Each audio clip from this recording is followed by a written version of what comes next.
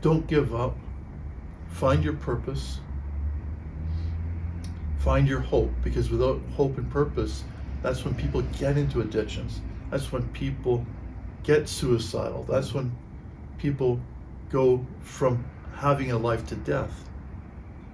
And it doesn't have to be that way.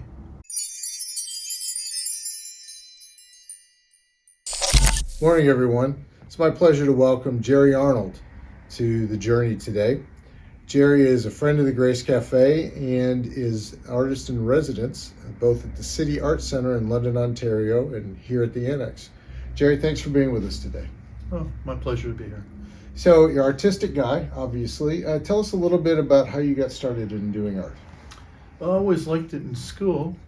There was backlash back then if you played sports, that often your teammates would threaten you that you couldn't do art. But when you're the best wrestler and best fighter in the school, you can do what you like. Sounds good. Yeah, they probably didn't see those big hands working very well.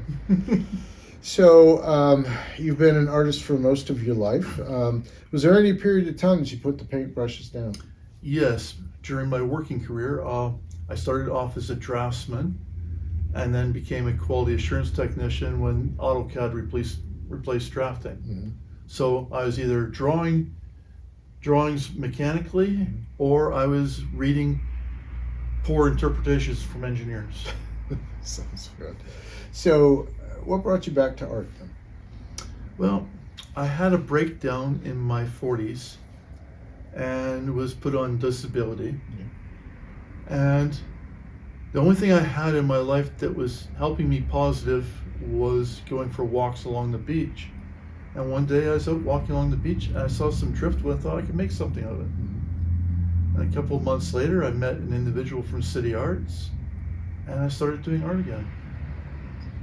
So, doing it in public like that, is that something that you've planned to do, or because you seem to be a pretty private kind of a guy?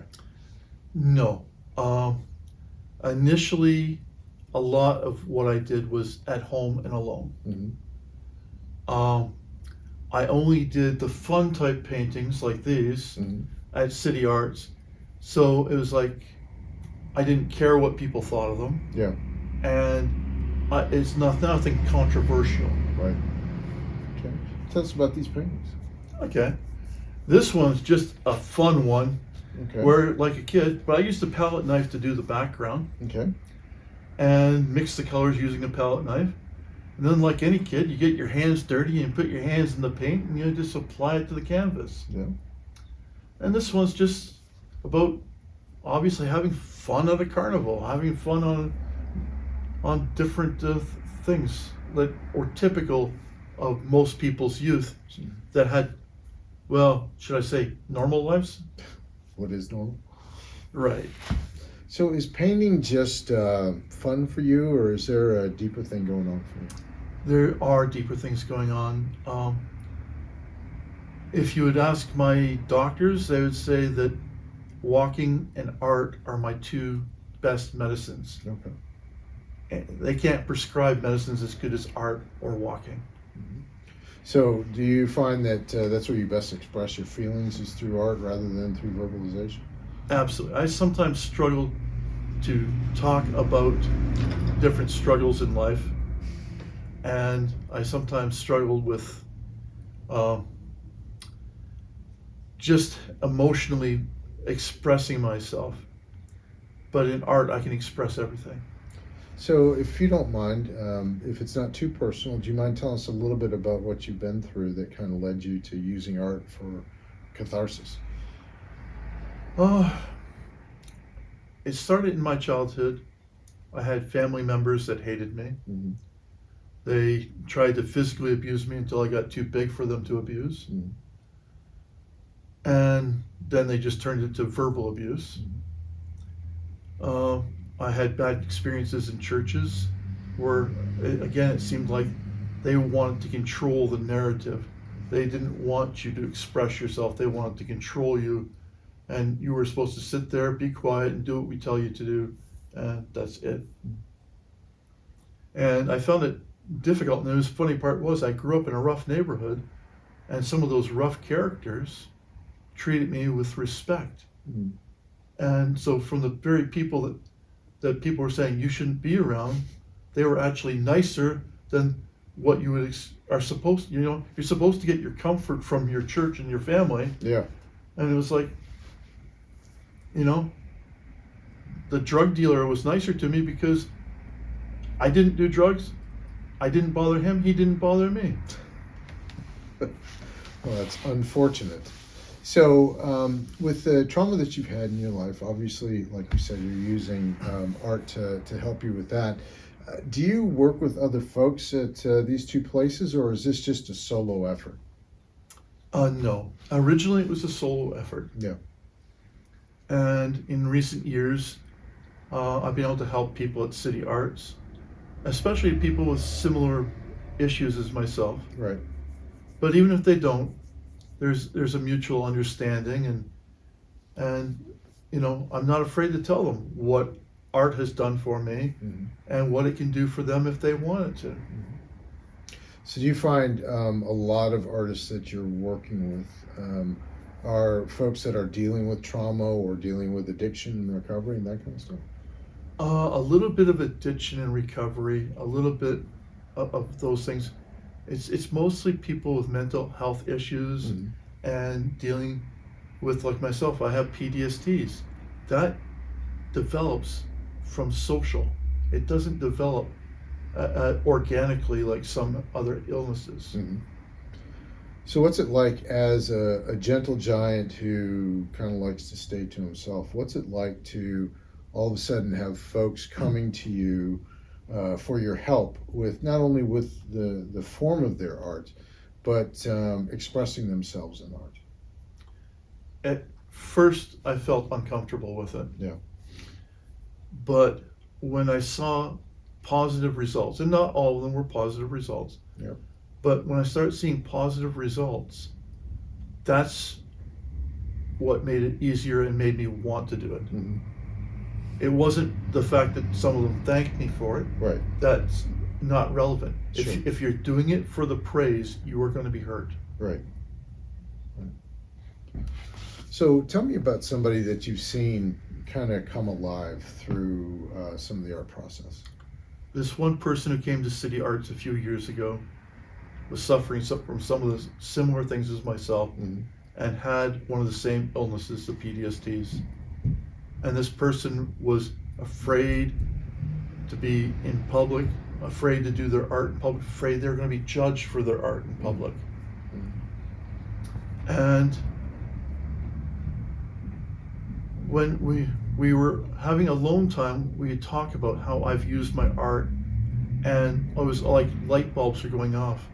It cannot be just a craft or something to enjoy, but it can also be a form of medicine, and we can use it to take to our doctors, explain how we feel, explain those hurts that we can't express.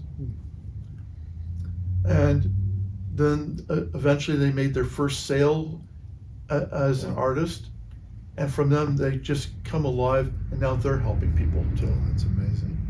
So you mentioned using them in your therapy. Do you literally haul your canvases in to talk to a therapist?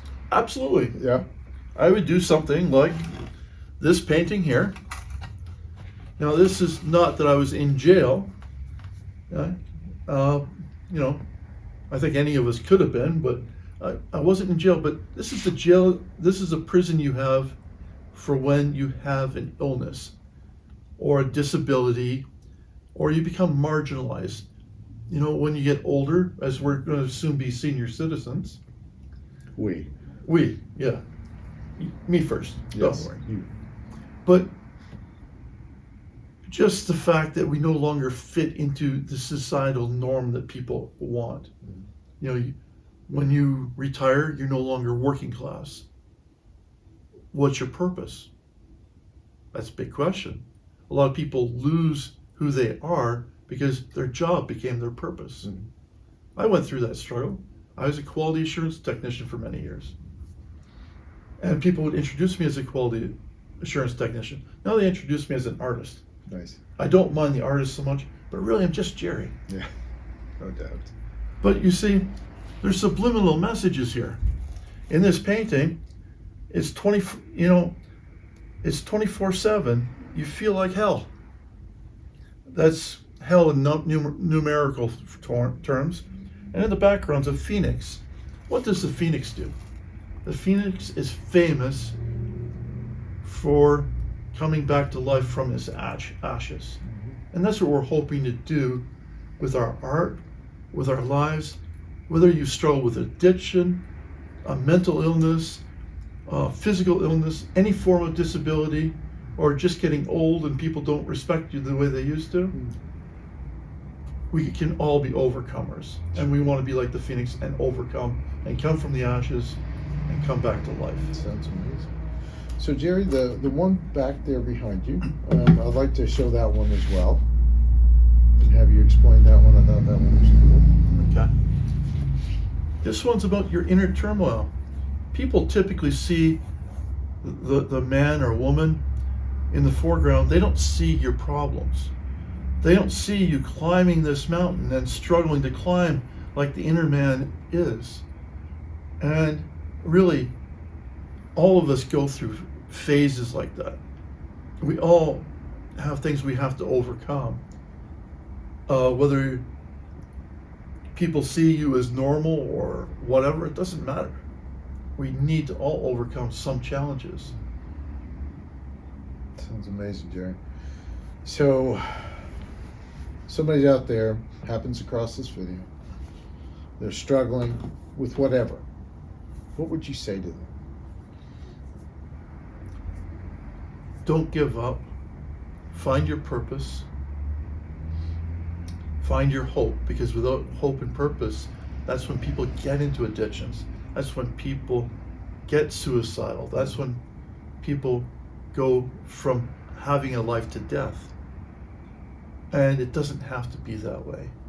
It doesn't have to be art as your venue. It can be walking. It can be something you just love.